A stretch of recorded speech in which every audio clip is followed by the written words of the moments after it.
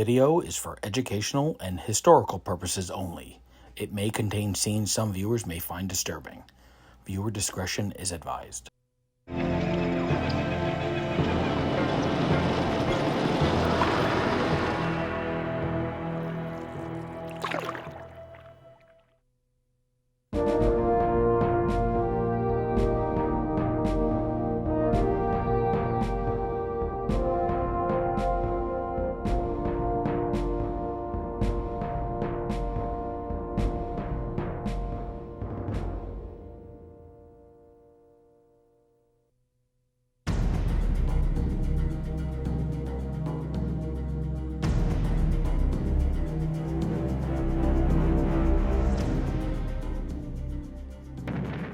As the armies of Europe fought to a stalemate on the Western Front, military leaders on both sides looked elsewhere for the key to material advantage and the elusive final victory. To that end, the Allies initiated campaigns in the Balkans and over the Italian Alps. The British Navy and its First Lord of the Admiralty, Winston Churchill, launched an amphibious landing on the coast of the Gallipoli Peninsula and the Dardanelles. British forces wage a seesaw war in Palestine and in defense of the Suez against the Ottoman Empire. Even in the remote deserts of Arabia and along the Tigris and Euphrates rivers, armies add to the carnage of the Great War. The Turks, humiliated in a series of short but bloody wars in the years immediately preceding 1914, were seriously underestimated by the Allies. The Ottoman Empire had been dismissed since the Crimean War as the sick man of Europe, but after victory over the Allies at Gallipoli and the Dardanelles, Turkey's visions of empire were renewed. When the British government realized the vulnerability of its strategic oil supplies from the Persian Gulf, a small military force was dispatched from India and sent to secure the Anglo-Persian Oil Company's installations at Abadah. With the pipehead secured, more troops were sent from India to advance up the Shatt al-Arab to Basra, Mesopotamia, modern-day Iraq. Reinforced once again, the British colonial force pushed up the Tigris and Euphrates rivers. 2 infantry divisions and a cavalry brigade made up this improvised army corps under the command of Sir John Nixon. When the Turks resisted vigorously, a second force, under the command of Major General Sir Charles Townshend, was ordered to advance up the less heavily defended Tigris with the goal of capturing Baghdad. The landscape on the road to Baghdad was harsh. Seas of drifting sand cresting into yellow dunes, thorn bushes dotting the plains, deep valleys gashing the earth, and jagged rock towers soaring 400 feet high. Everything was baked under the omnipresent blistering sun. Temperatures often reached 120 degrees Fahrenheit. Townshend drove his men hard through the blazing desert heat.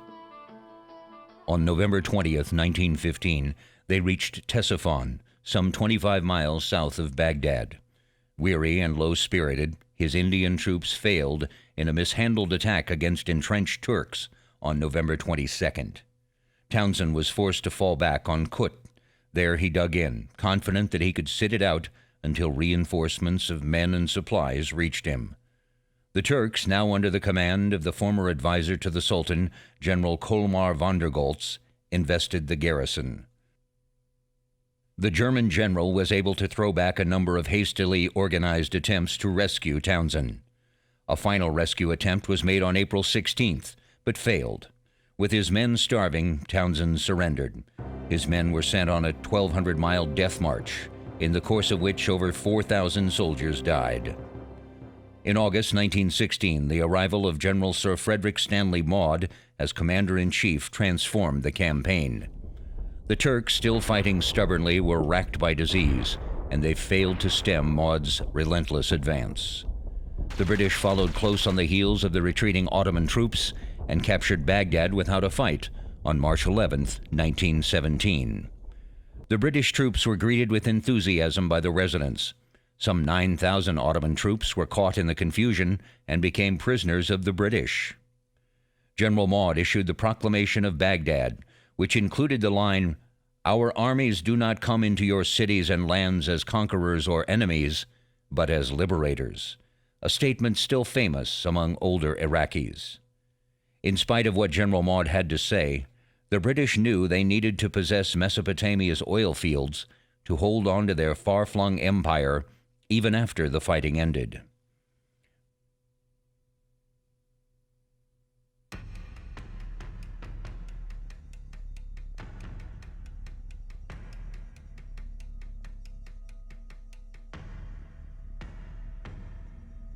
Following the end of World War I, the entire map of Eastern Europe and of the Near or Middle East changed drastically.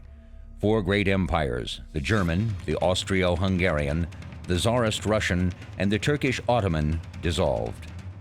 Winston Churchill became colonial secretary for the British Empire in January 1921. The Middle East was now his bailiwick. His responsibilities were enormous. He was in charge of drawing the map of much of the Middle East, from which the Turks had been forced to pull out. He faced the defiance of a dozen Arab tribes and the inclinations of his Prime Minister, David Lloyd George. The Allies, Britain, France, Italy, and Greece, had imposed an impossible treaty on the defeated Turks, who were now rising under a remarkable new leader, Kemal. Much of Churchill's work was accomplished at a conference in Cairo in March 1921. Churchill's scheme was, in effect, to establish a series of pro-British client monarchies, all of whose rulers would owe Britain a debt of considerable gratitude simply for the fact that they were in power at all. Some scholars contend that the present tribal troubles in Iraq are derived from the lines Churchill helped draw to create its borders. Kingdoms were fabricated from lines drawn on an empty map. Mesopotamia was renamed Iraq. Ignoring the orderly Ottoman system's divisions, they crammed Christian, Jewish, Muslim, Arab, and Kurdish groups into Iraq's artificial borders. Moreover, its tip was snipped off, made into Kuwait, and the tribal leaders most willing to work with the British found themselves elevated to kings. The British then rigged Iraqi elections. Reports from that time indicated that problems among the tribes were foreseen, and that it was clearly understood that there were just not many, if any, permanent solutions for calming the divisive forces at work in that part of the world. Churchill responded, "I hate Iraq. I wish we had never gone to the place." In spite of Winston's grumblings, Britain and its military leaders were confident that they would have say over Iraq's government and, more important, oil for decades to come. After the new nation was created, a tribal leader named Faisal was crowned King of Iraq. Unfortunately, the new nation of Iraq proved to be rather artificial, leading to conflicts between different tribes. The British learned, while it is relatively easy to enter Middle Eastern countries, tribes and other groups will rise up and fight smart and hard until the enemy becomes exhausted and goes home. Britain's conflicting promises and fabrication of states created deep mistrust and cynicism in Middle Easterners that persist to this day. The British presence was increasingly resented and disliked, creating a long period of violent and costly confrontation. To suppress Shiite and Sunni tribal revolts that followed, Britain pioneered air assaults on villages and the use of artillery shells filled with poison gas, a practice that would continue for decades by many rulers of Iraq.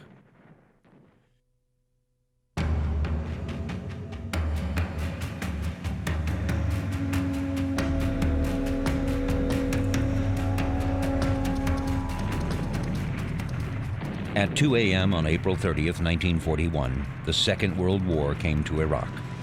In the pitch black of a desert night, officials in the British Embassy in Baghdad were awakened by Iraqi military convoys rumbling out of the Rashid barracks, across bridges and into the desert toward the Royal Air Force Base near the Iraqi town of Habanaya. Immediately, the British ambassador ordered a wireless signal be sent to the air base's ranking commander, Air Vice Marshal Henry George Smart. With his training base not set up or prepared for combat, Smart initially could think of little to do other than sound the general alarm, neglecting to announce the reason. The base speedily degenerated into a madhouse of scared, sleep-sodden, bewildered cadets, instructors, and sundry other personnel. In the spring of 1941, The RAF's No. 4 Service Flying Training School, SFTS, at Habbaniyah held just 39 men who knew how to fly an airplane. As May began, however, those instructors, few of whom had combat experience, and their students, found they were the principal obstacle to a military operation that might well have brought Britain to its knees. The prize over which the campaign raged was the lifeblood of the modern war machine, crude oil. Although Britain had granted Iraq independence in 1927, the British Empire still maintained a major presence there, since Britain's oil jugular passed through that Arab kingdom. On April 3, 1941, militant anti-British attorney Rashid Ali el-Ghaliani led a coup d'etat that set him up as chief of the National Defense Government. This Anglophobic barrister's dearest ambition was to expel by military force all Englishmen from the Middle East. He set about enlisting the assistance of like-minded Egyptians, who vaguely promised to organize an uprising of their army in Cairo. He then contacted German forces in Greece, which had just fallen to Hitler's Third Reich, and informed them of his intentions and solicited their support. He also let Major General Erwin Rommel's Africa Corps, newly arrived in Libya, know they could count on the support of pro-Axis Vichy French forces in Syria to provide easy access to Iraq.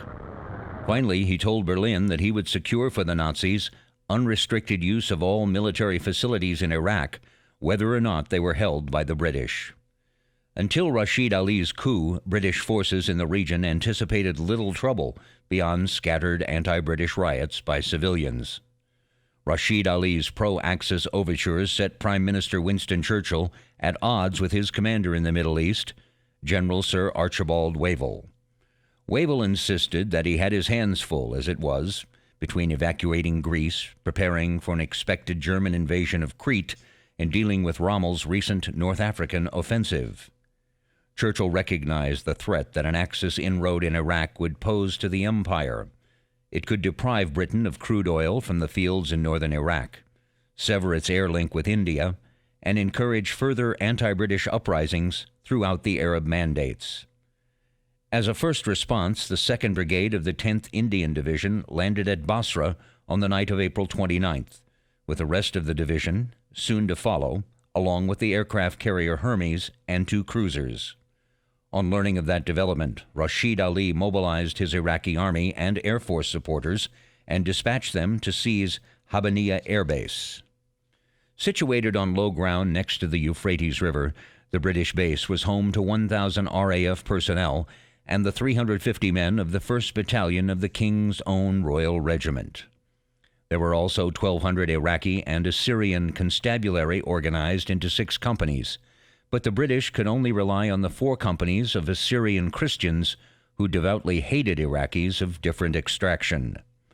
Aside from the 1st Company RAF armored cars, with its 18 outdated Rolls-Royce vehicles, the principal weaponry available to the base was its aircraft, the most potent of which were 9 obsolete biplane fighters and a Bristol Blenheim Mk-1 bomber.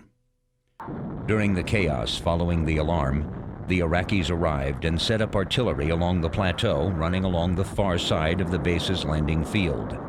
This was a ghastly surprise for Air Vice Marshal Smart, who sent out a trainer aircraft to reconnoiter at daybreak on April 30th.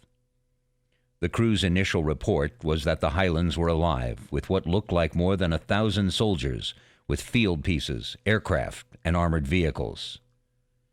Smart next had his ground crews dig World War I-style trenches and machine gun pits around the base's 7-mile perimeter, pathetic defenses against aerial attack and shelling from elevated positions.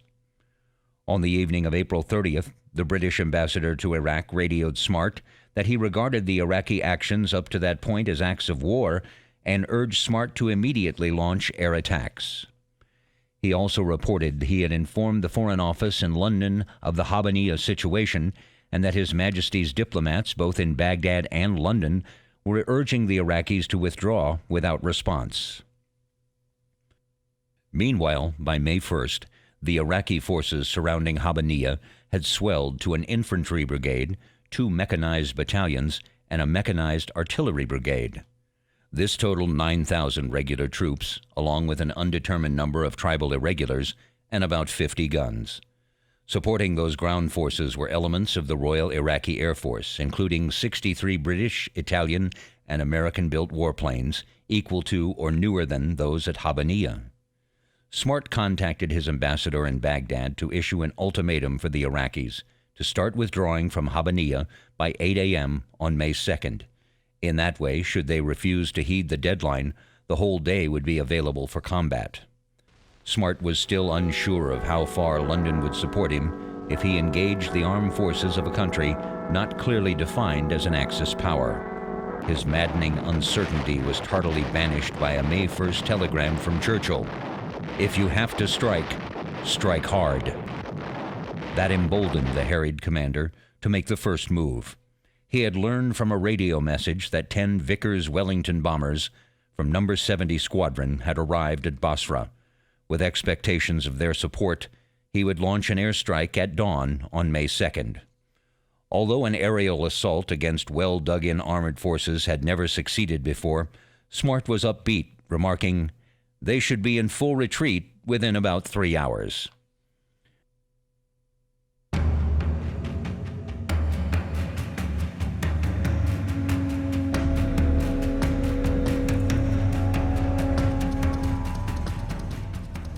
At 4:30 on the morning of May 2nd, 1941, the first flying machine cranked its engines on Habbaniyah airfield.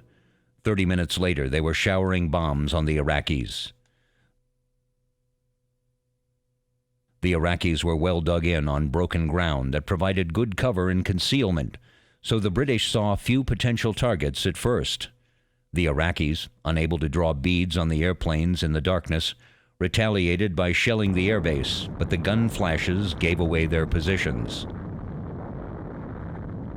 The Brits dropped explosives on the anti-aircraft gun pits, while the Wellington's turret gunners strafed them. The Iraqi anti-aircraft gunners used many tracers, again marking their positions for the British airmen to attack or avoid. After bombing from just 1,000 feet for maximum accuracy, the British carefully scanned the plateau for suitable future targets.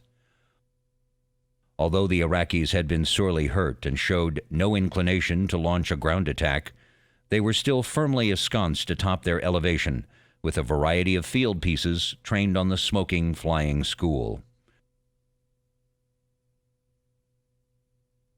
Furthermore, that afternoon, Iraqi troops invaded the British embassy in Baghdad and confiscated every wireless transceiver and telephone, leaving the only 2 significant English outposts in the region isolated from each other.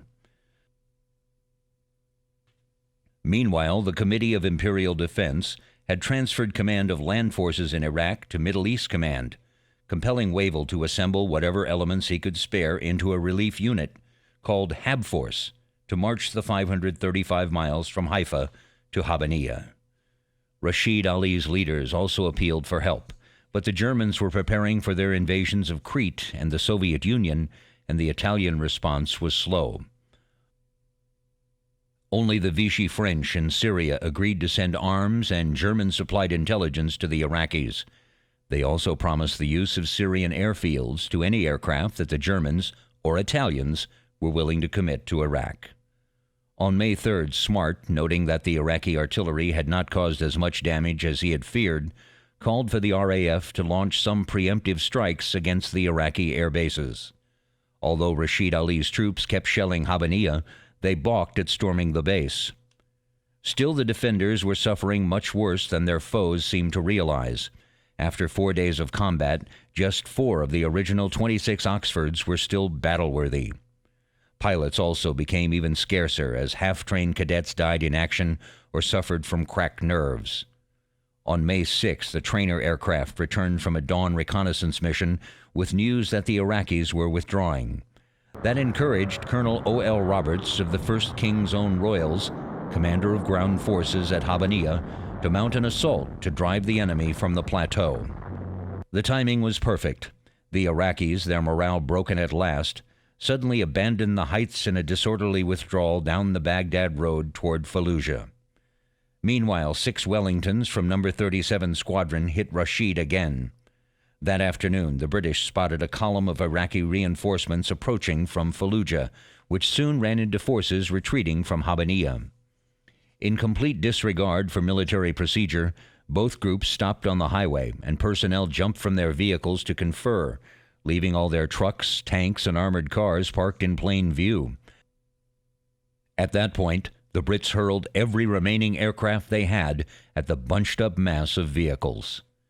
The 2 airstrikes left the Iraqi convoy in flames. Armed ground personnel and Arab auxiliaries ventured from the airfield and rounded up 408 demoralized Iraqi prisoners, including 27 officers. Counting those POWs, Rashid Ali lost more than 1,000 men that day, compared with 7 British killed and 10 wounded. The next day, the British could find no trace of the enemy near Habbaniyah. It was a smashing victory over Rashid Ali, who now faced the British reprisal with a demoralized army and an air force that barely existed.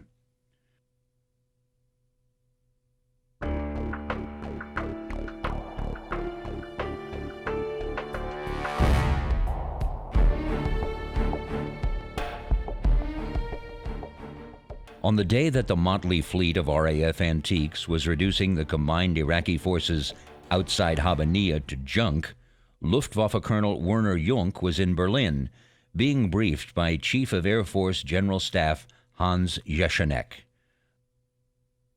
The colonel's new mission was to organize a special force called Sonderkommando Junk to be sent to Iraq. When Jesenek stated, "The Fuhrer desires a heroic gesture," Junk asked precisely what that meant. Jesenek replied, "An operation which would have significant effect, leading perhaps to an Arab uprising, in order to start a jihad or holy war against the British." The Germans were unaware that their erstwhile Mideast allies had already been soundly defeated, and that Habbaniyah's garrison was almost at that very moment receiving a message from Churchill: "Your vigorous and splendid action has largely restored the situation. We are watching the grand fight you are making. All possible aid will be sent." 12 Messerschmitt Me-110Cs, 7 Henkel HE-111Hs, and a transport contingent of 20 Junkers Ju-52s and a few Ju-90s were hastily decorated in Iraqi markings. They began flying to Mosul via Greece and Syria on May 11th. On May 12th, British reconnaissance planes discovered several German aircraft in Iraq, and on the 14th, one of No. 203 Squadron's Blenheim spotted a Ju-90 at Palmyra Airport in Syria, confirming Vichy French cooperation in violation of its nominal neutrality. The British attacked Palmyra the same day. It was the first round of hostilities that would ultimately lead to the British invasion of Syria in June. On May 30th, the British ground force, numbering 1,200 men with 8 guns and a few RAF armored cars, lay just outside Baghdad facing an Iraqi division. The RAF's now undisputed control of the air made a great difference, however.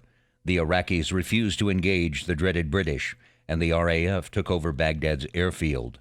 Realizing the game was up, Rashid Ali fled the capital after embezzling his soldiers' monthly payroll of 17,000 dinars. His followers followed suit, and Iraq's pro-British royal government was restored soon thereafter. The Italians, too, were sufficiently forewarned to depart Kirkuk for Syria on the 31st, burning 2 Fiats that were too damaged to fly out.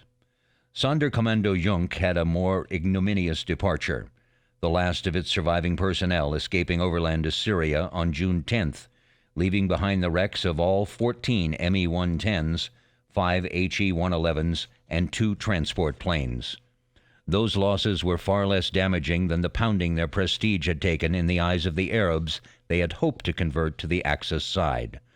A quick, sizable German incursion in support of Rashid Ali would have likely succeeded, but Adolf Hitler was too preoccupied with the looming invasion of the Soviet Union to pay much attention to events in obscure Iraq. The implications of the Habbaniyah battle are staggering. In 5 days, a handful of pilots had secured Britain's vital oil supply, as well as having denied Nazi Germany a foothold in the Middle East.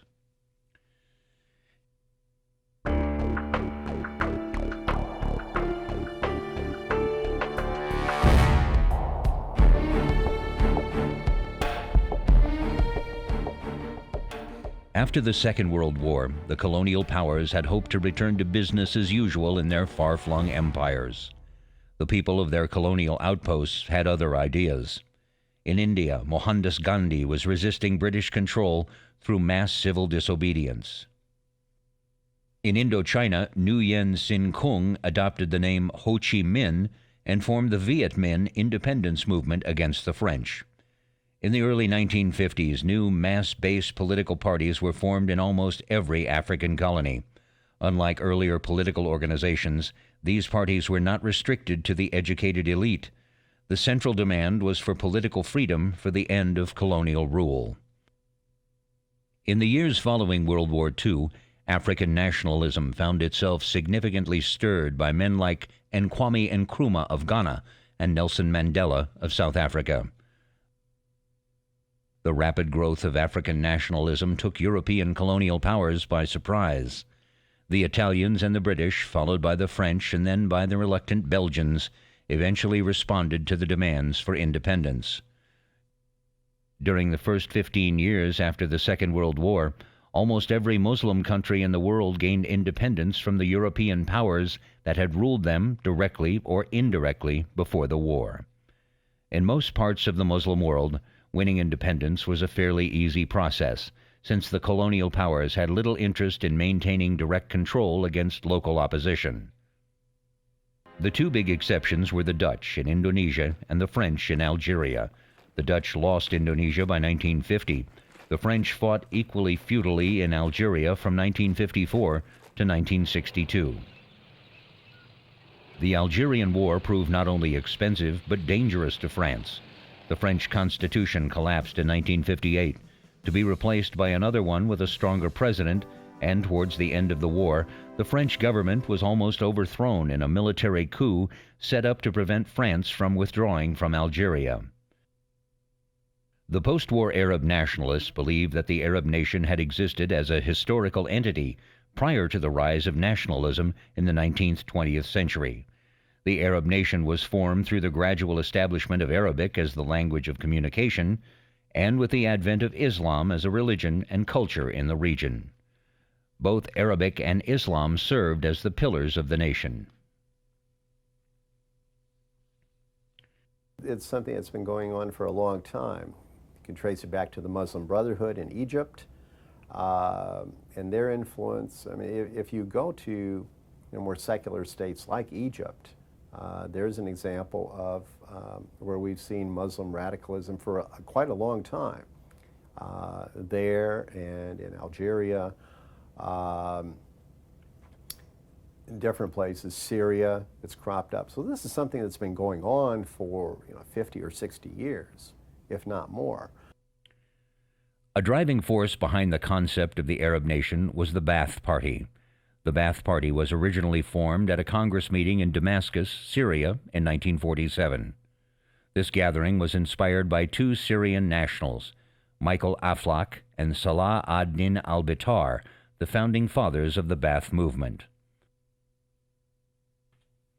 Among the few Iraqis at the Congress was Abd ar-Rahman ad-Damin. Damin became the first Iraqi Secretary General of the Ba'ath Party in Baghdad. Back in Iraq, Damin and the party targeted college students, intellectuals, and professionals. Most of those recruited were Sunni Arabs, including one young student named Saddam Hussein. These educated liberal members later became influential politicians in Iraq.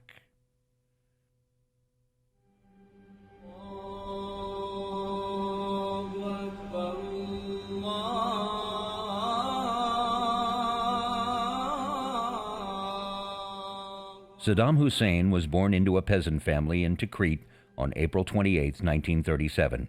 He never knew his father, who disappeared 6 months before Saddam was born. The infant Saddam was sent to the family of his maternal uncle until he was 3. Saddam returned to his mother after she remarried.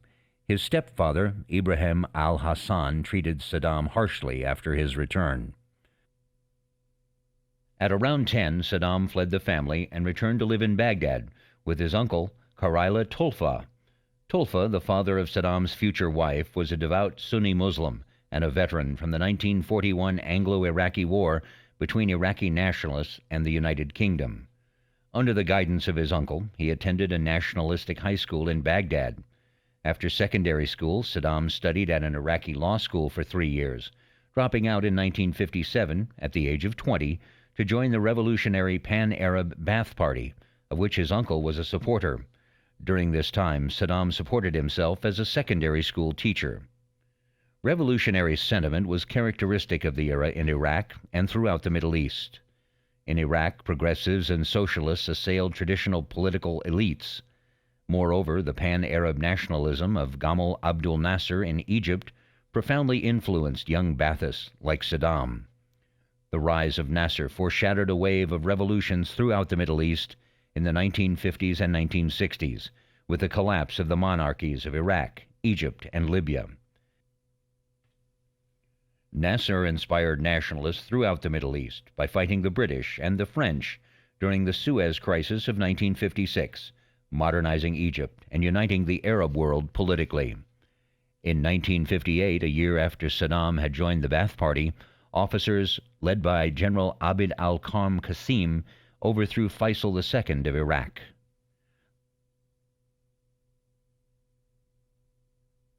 The Baathists opposed the new government, and in 1959, Saddam was involved in the unsuccessful United States CIA-backed plot to assassinate Qasim.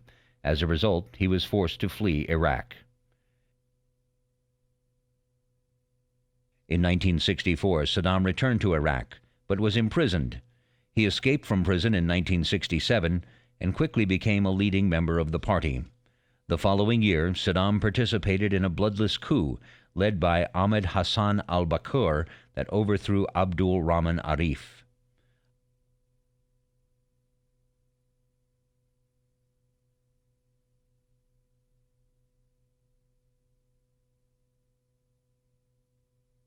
Al-Bakr was named president, and Saddam was named his deputy and deputy chairman of the Ba'athist Revolutionary Command Council. According to biographers, Saddam never forgot the tensions within the first Ba'athist government, which formed the basis for his measures to promote Ba'ath Party unity, as well as his resolve to maintain power and programs to ensure social stability. The 1980s was still a decade of the Cold War. In fact, you could make an argument that the Reagan administration wanted to intensify that Cold War, putting more pressure on the Soviet Union. There was a rejection of the idea of détente. That really goes back to the Nixon administration and Ford with Henry Kissinger. The Carter administration really hadn't used that terminology all that much, but the policies were basically still in place. For example, arms control negotiation with the Soviets was still a central portion of policy.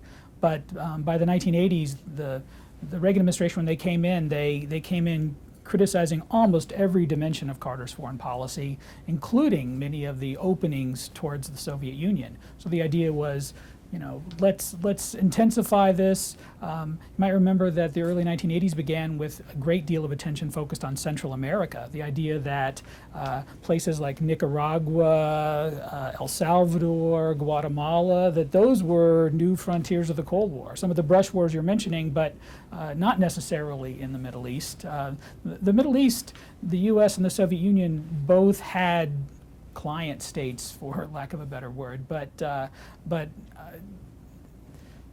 the wars that were fought in the Middle East typically weren't about the Cold War. They were much more about localized issues, whereas the conflicts that the U.S. was helping to foment in some ways in Central America were oftentimes framed in the U.S. at least as Cold War issues, although they also had great local dimensions as well. as the 80s went on, Central America became less important. Other issues obviously came up, and in fact, after the 1984 elections and after Gorbachev came to power in the Soviet Union, the Reagan administration started practicing some of the policies that it had rejected when it came in, but didn't use the same terminology, of course, didn't call it détente or anything like that. But it was a little bit of a softening that arguably helped lead to some of the things that ended the Cold War. The CIA, for example, was vastly overestimating how much the Soviet Union was spending on defense, partly because we really didn't understand the economic crises that the Soviet Union was undergoing periodically. So they weren't as well off as we thought they were, which means they weren't spending. I mean, part of the problem was that the way the U.S. estimated Soviet spending was to take into account what the Soviets were buying and then cost it as if it were being built in the United States, with the same kinds of standards and bidding processes and all kinds of stuff. I mean, it turned out to be a method that vastly overstated what the Soviets were spending. I mean, we could count the weaponry they had, but the spending estimates were not great. But I think there is still a kernel of truth to the idea that over the long haul, not just the Reagan administration, but a period of decades, the competition between the U.S. and the Soviet Union was draining the Soviet Union. Although, you could make a case that it was also draining the U.S. I mean, Vietnam was a very expensive experience for the U.S. I mean, the idea of running big deficits we're sort of used to now, but that was really something that at the Vietnam time was relatively controversial, especially since it was roughly at the same time as the implementation of Johnson's Great Society. So you had some pretty significant increases in government spending, both on the social side and on the military side.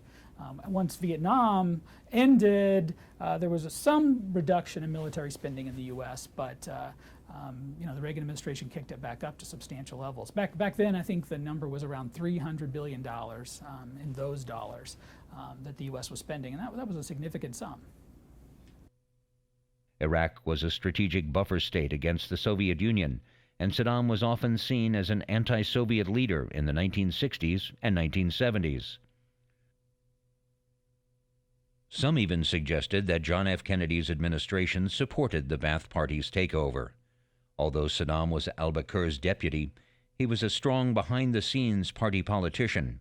Al-Bakir was the older and more prestigious of the two, but by 1969, Saddam Hussein clearly had become the moving force behind the party. As vice chairman of the Revolutionary Command Council, Saddam built a reputation as a progressive, effective politician. Saddam moved up the ranks in the new government by aiding attempts to strengthen and unify the Ba'ath Party, and by taking a leading role in addressing the country's major domestic problems, and by expanding the party's following. After the Ba'athists took power in 1968, Saddam focused on attaining stability in a nation riddled with profound tensions. Long before Saddam, Iraq had been split along social, ethnic, religious, and economic fault lines. Sunni versus Shiite, Arab versus Kurd, tribal chief versus urban merchant, nomad versus peasant. Saddam actively fostered the modernization of the Iraqi economy, along with the creation of a strong security apparatus. Ever concerned with broadening his base of support among the diverse elements of Iraqi society and mobilizing mass support, he closely followed the administration of state welfare and development programs. At the center of this strategy was Iraq's oil. On June 1, 1972, Saddam oversaw the seizure of international oil interests, which at the time dominated the country's oil sector. A year later, world oil prices rose dramatically as a result of the 1973 energy crisis, and skyrocketing revenues enabled Saddam to expand his agenda. Within just a few years, Iraq was providing social services that were unprecedented among Middle Eastern countries. Saddam established and controlled the National Campaign for the Eradication of Illiteracy and the Campaign for Compulsory Free Education in Iraq, and largely under his auspices, the government established universal free schooling up to the highest education levels. Hundreds of thousands learned to read in the years following the initiation of the program. The government also supported families of soldiers, granted free hospitalization to everyone, and gave subsidies to farmers. Iraq created one of the most modernized public health systems in the Middle East. With the help of increasing oil revenues, Saddam diversified the largely oil-based Iraqi economy. He implemented a national infrastructure campaign that made great progress in building roads, promoted mining, and developing other energy industries. Electricity was brought to nearly every city in Iraq and many outlying areas. In 1976, Saddam rose to the position of general in the Iraqi armed forces and rapidly became the strongman of the government. As the ailing elderly al-Bakr became unable to execute his duties, Saddam took on an increasingly prominent role as the face of the government both internally and externally. He soon became the architect of Iraq's foreign policy and represented the nation in all diplomatic situations. Saddam was now the de facto leader of Iraq, some years before he formally came to power in 1979.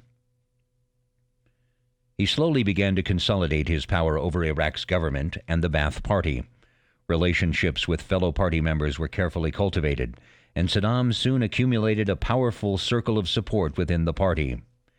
In 1979, al-Bakr started to make treaties with Syria, also under Ba'athist leadership, that would lead to unification between the two countries.